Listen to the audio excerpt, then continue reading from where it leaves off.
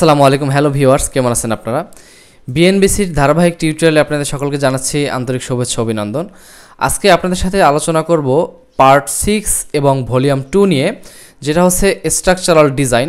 Structure ইঞ্জিনিয়ারদের সবথেকে বড় অস্ত্র হচ্ছে এই পার্টটা, এবং বিএনবিসির মধ্যে আমাদের পার্ট 1 থেকে পার্ট 10 পর্যন্ত, তার ভিতরে সবথেকে বড় পার্ট হচ্ছে স্ট্রাকচারাল ডিজাইন। এটাই হচ্ছে সবথেকে বড়। এই পার্টে আমরা কি কি জানতে পারবো, আমরা যদি একটু স্ক্রল করে নিচের দিকে আসি, তাহলে এই পার্টটা হচ্ছে টোটাল 13টা চ্যাপ্টারের অন্তর্ভুক্ত, এবং শেষের দিকে কিছু অ্যাপেন্ডিক্স আছে, এগুলো সম্পর্কে আমরা একটু বিস্তারিত দেখব। এখানে আমরা যদি দেখি, চ্যাপ্টার 1 এ আছে হচ্ছে ডেফিনেশন অ্যান্ড জেনারেল রিকোয়ারমেন্টস, তারপরে আছে লোড বিল্ডিং স্ট্রাকচার, এরপরে আমরা দেখব হচ্ছে সয়েল অ্যান্ড ফাউন্ডেশন।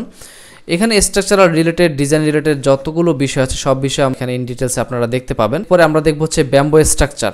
অনেকেই বলে স্ট্রাকচারের ক্ষেত্রে ব্যাম্বো স্ট্রাকচার ব্যবহার করা যায় না, কিন্তু বিএনবিসিতে ব্যাম্বো স্ট্রাকচার নিয়েও কিছু গাইডলাইন আছে, এগুলো আমরা একটু বিস্তারিত দেখব পরবর্তী ক্লাসগুলোতে।